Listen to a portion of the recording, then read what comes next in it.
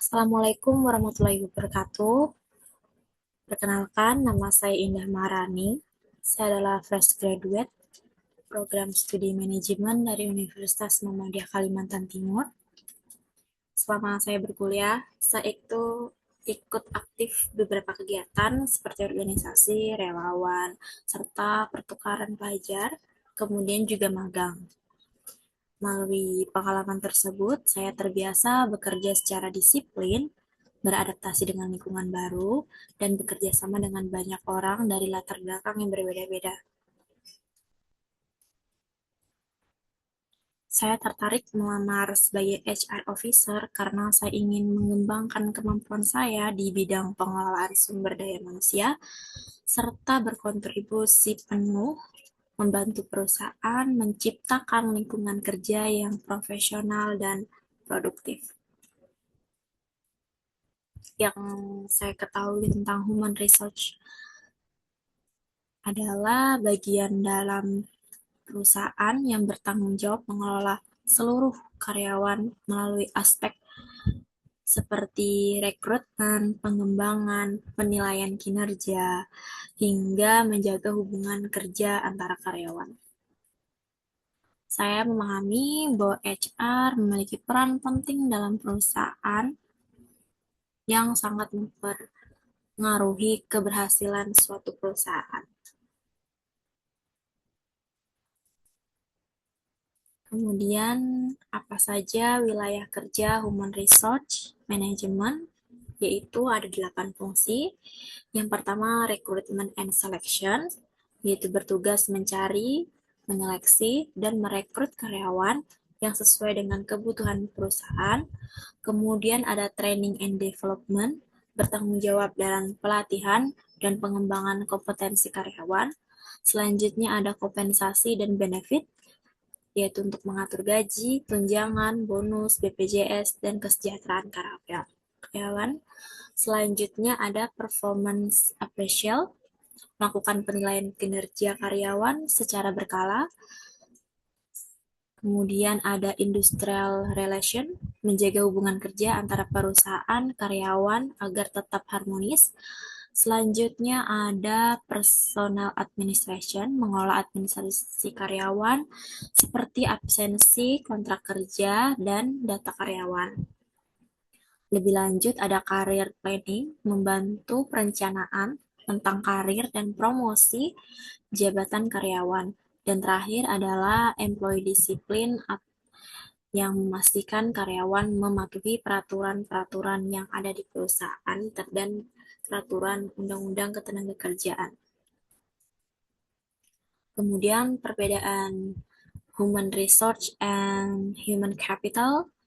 Human resource sendiri memandang karyawan sebagai sumber daya yang harus dikelola agar pekerjaan perusahaan dapat berjalan dengan baik.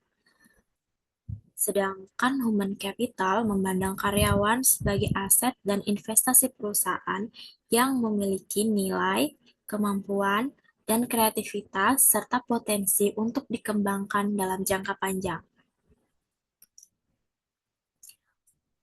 Sekarang saya akan menceritakan situasi saya dalam menghadapi masalah penting dan mendesak. Jadi, saat saya menjadi relawan pajak, saya pernah menghadapi situasi di mana banyak wajib pajak yang datang bersamaan. Hal ini membuat saya dan tim saya sempat kewalahan karena pada saat itu juga hari terakhir batas pelaporan pajak SPT tahunan orang pribadi. Situasi tersebut cukup menantang karena banyak wajib pajak yang belum memahami cara pelaporan.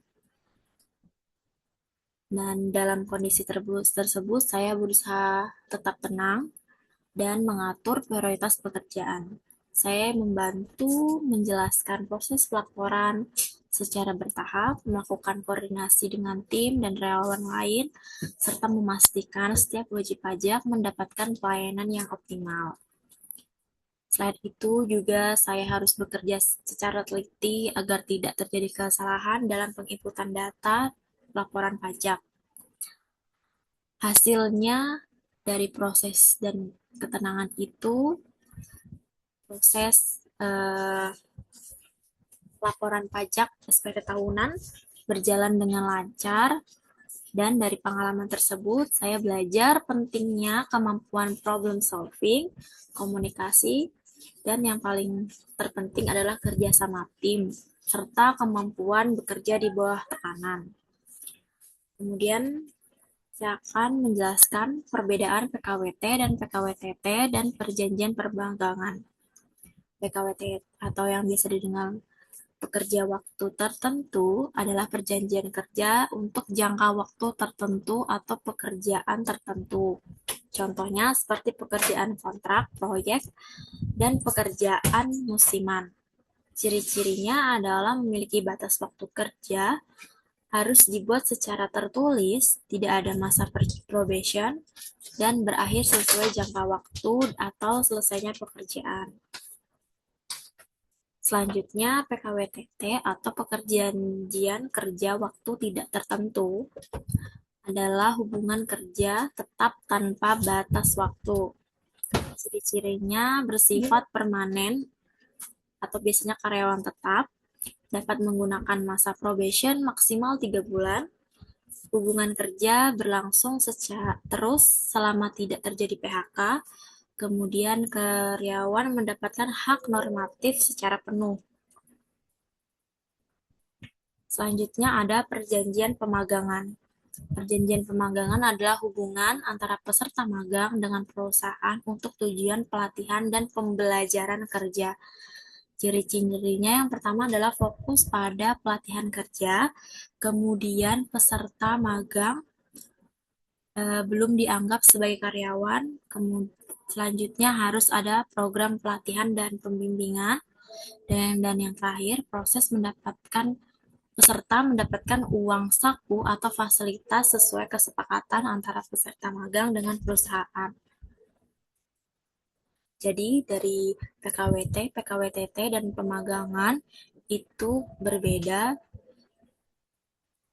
Yang menjadi pembedanya adalah tujuan utama hubungan kerja, status pekerja, serta hak-hak yang akan didapatkan. Yang terakhir adalah langkah mengatasi disiplin kerja. Jika saya menjadi seorang HR dan perusahaan mengalami masalah disiplin kerja seperti keterlambatan, izin tanpa alasan yang jelas, dan cuti yang mendadak, maka ada beberapa hal yang akan saya lakukan. Yang pertama, saya akan mengevaluasi dan menganalisis penyebab karyawan tersebut melakukan hal tersebut. Saya akan mengumpulkan data absensi dan mencari tahu akar masalahnya. Kemudian saya akan mensosialisasi atau penegasan peraturan. Saya akan melakukan sosialisasi ulang mengenai peraturan perusahaan terkait jam kerja, izin, dan cuti. Dan yang terakhir, saya akan memonitoring dan pendekatan personal. Saya akan melakukan monitoring secara berkala terhadap tingkat kehadiran karyawan, serta melakukan pendekatan personal kepada karyawan yang sering melanggar aturan kerja untuk mengetahui kendala apa yang mereka alami. Kemudian alasan saya merasa mampu menjadi HR di perusahaan ini karena saya memiliki ketertarikan yang cukup kuat di bidang ini, yaitu di bidang human resource, didukung oleh pengalaman organisasi saya, pengalaman magang, pengalaman relawan saya. Pengalaman saya sebagai relawan membantu saya memahami pentingnya komunikasi, pelayanan, ketelitian administrasi, serta menghadapi berbagai karakter orang dalam situasi kerja. Selain itu, saya juga terbiasa menggunakan Microsoft Office, melakukan pengolahan administrasi, serta bekerja secara teratur dan terorganisir. Selain itu, saya juga mengikuti beberapa pelatihan.